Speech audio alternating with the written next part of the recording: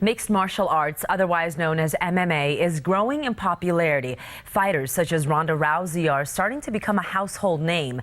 Ashley Brewer reports on how Tucson's Anthony Birchak is trying to make a name for himself. 29-year-old Sarita native Anthony Birchak is the head of the mixed martial arts program at this gym in Tucson. This is really something that I wanted to do to continue to teach and bring up the next line and next generation of UFC fighters out of Tucson. Keep moving, keep moving. And not only does he teach students from around the city, but also from under his own roof. My littlest one, Birchak, is just going to turn 2, and he's already putting his hands up and moving his head and stuff. But teaching is not Anthony's full-time job. He's a professional ultimate and MMA fighter. Birchak was asked to go pro after winning an MMA fight in the back parking lot of a Nogales movie theater. Since that night in 2009, he's 12-2 in MMA and 1-1 in the UFC. His fiancée Mercedes has been in his corner since the very beginning. He's evolved quite a bit in the short period of time that he has been fighting. I've actually had the privilege of watching him from the start of his career. If a new fighter loses its first 2 fights, the UFC hands them the pink slip.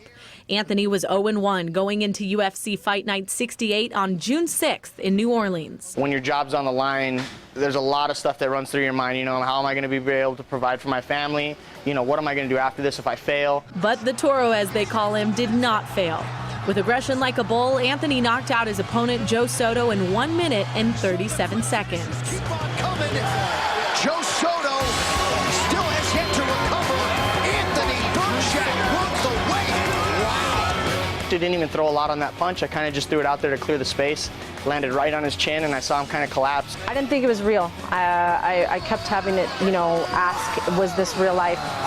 Well, not only does Anthony train to knock out his opponents, he trains younger students, ages 7 through 18, who want to follow in his footsteps right here at Northside Brazilian Jiu-Jitsu. He really welcomes them, and he kind of treats them like they're, his nieces or nephews. That really inspires me to, continue to push the boundaries with what I can teach, what I can show, and how far people realize their own boundaries are, and they grow that way. Anthony the Toro Birchak will continue to grow the next generation until the bull steps into the cage for his next knockout. Ashley Brewer, KGUN 9, on your side. That's something else. 2 consecutive losses and you're done. Boy, That's out of there. Yeah.